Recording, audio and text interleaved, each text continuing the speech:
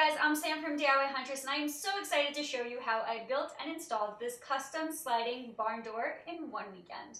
Let's get started.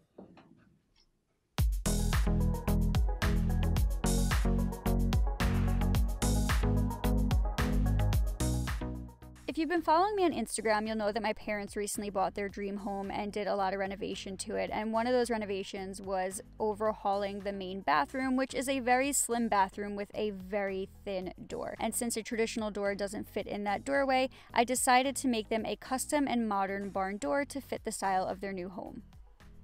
To help this project come to life, I partnered up with my amazing friends at DAP Products, and I've created a list with materials and supplies for this project on my blog, and you can find that list by clicking on the link below this video. Since this door is going in front of a bathroom, I decided to splurge for a solid core door instead of a hollow core or a piece of plywood. And the reason I did this is because it's going to prevent the door from warping over time when it's exposed to humidity. I also chose a door with really cool green pattern because I'm only going to be decorating the front of the door and keeping the back of the door plain. I also made sure that the door was about 2 inches wider and taller than the opening of the bathroom so that it covered the entire door frame. Building this door was really similar to the geometric art pieces that I have made, and I started by finding the center of the door, both vertical and horizontal, and marking that with my measuring tape as well as with a straight edge. Next, I set my saw to 45 degrees and began cutting a miter into 1x4 boards, just kind of trimming off the end of the piece to start my geometric design. And since this door will be staying up for a really long time, I decided to invest in some poplar, which isn't the most budget-friendly lumber to use, so if you're looking for something a little more friendly on the wallet, you can use pine instead. But just after adding the miter to some of the pieces, I began roughly laying out the shape that I was looking for on the door. I then just used my pencil to mark where they needed to be trimmed and brought those boards over to my miter saw at 45 degrees and trimmed them down to size. I didn't worry too much about this being perfect because I'll be taking a circular saw to the piece later. And once those pieces were trimmed, I brought them back to the door and lined them up to prepare them for glue and installing. There were 2 different design elements that I planned for this door, and this was just step 1. Once I was happy with the design, I used some sandpaper to just sand down the edges in order to make sure that everything fit together nicely. I then flipped the boards over and began to add adhesive, and since this is a weekend project, I really needed this project to dry quickly but also stay strong. So I started by adding DAP Carpenter's wood glue and then also added dots of DAP Rapid Fuse, which sets in about 30 seconds but cures in 30 minutes, and this will keep the boards nice and strong for me to cut later, but they can also cure overnight for an even more permanent bond. I also used my pin nailer to just lock everything into place. I continued this process until the first part of the design was installed on the solid core door.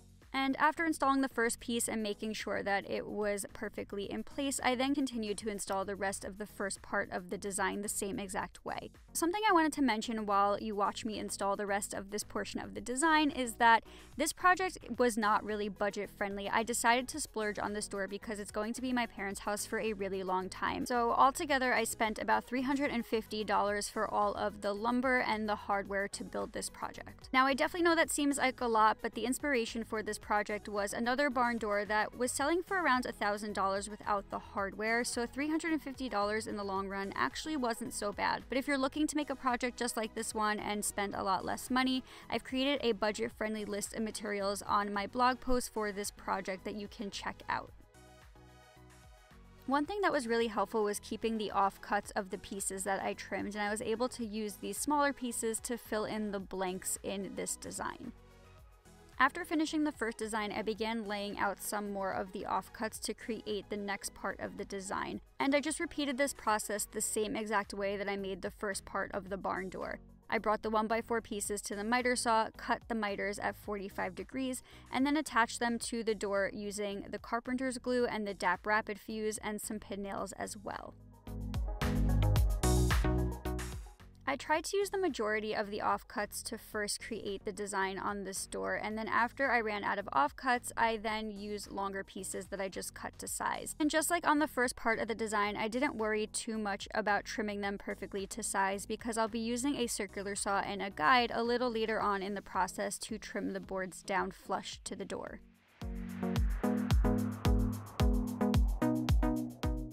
As someone with a full-time job, I totally understand the value of being able to complete a project in one weekend, and using the trick with the carpenter's glue mixed with the rapid fuse really made a big impact here because I was able to trim the piece the same day that I built it. And since my track saw is too short to trim the entire piece, I just set up a guide using a scrap piece of wood and ran my circular saw against that guide to cut everything flush.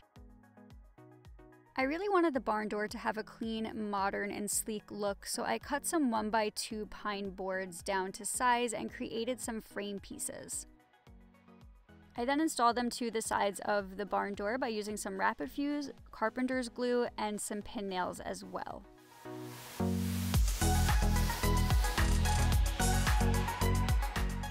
At some point though, I did run out of pin nails and did not feel like going to the store, so I switched over to my brad nailer, and that worked just as beautifully. So because I didn't mill my own lumber and I don't have a jointer in my shop, there were a couple of seams on the door that were really bothering me, so I just used some DAP Plastic Wood X wood putty and filled in the seams. I then allowed that wood putty to dry for about 30 minutes before starting the sanding process. And once I was ready to sand, I started with 80 grit sandpaper and then gradually worked my way all the way to 220 grit. And something else I did, which I did not get a chance to show, was I used a preconditioner on the poplar to prevent some blotching, and once that dried, I used a polyurethane and stain combination to just add some color to the door. And pardon the climbing, but because my workshop is small, I totally maxed it out with the doors closed and had to get creative.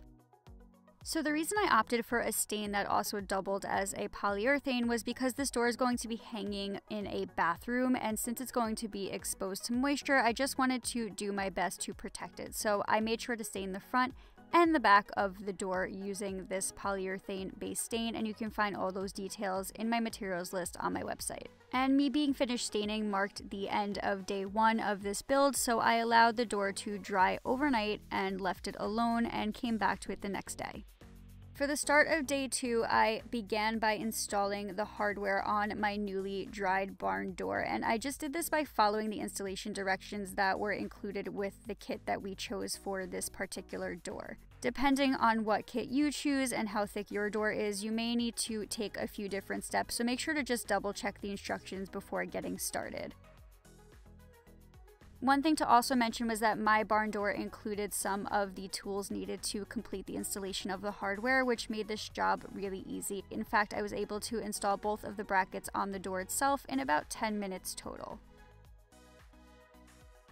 And once those brackets were installed, it was time to get this puppy hung, which meant I needed to call in the big guns, aka Papa Dukes.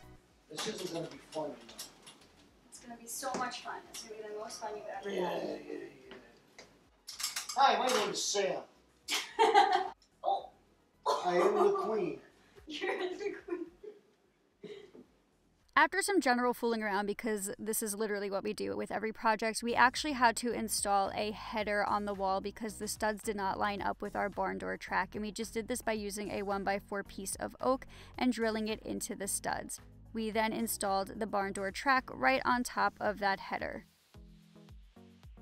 And now I quit. So after double checking the height of the header, because we first installed it a little bit too high, we worked together to pop the barn door onto the rail and slide it into place. And once everything was in working order, I totally broke out into a happy dance. Yeah! I don't like it. Hey, no. While I was super stoked that the door was up, my job was not done yet. I had to install some stops so that the door wouldn't slam and make sure that everything was in working order. Dad, you're a star. And since it's a bathroom, I also installed a locking mechanism on the back and replaced the trim since we had to take it off in order to fit the door. I also used some DAP silicone caulking that dried in about 30 minutes and added some touch-up paint before adding some guides on the floor so that the barn door wouldn't rock back and forth when moved side to side.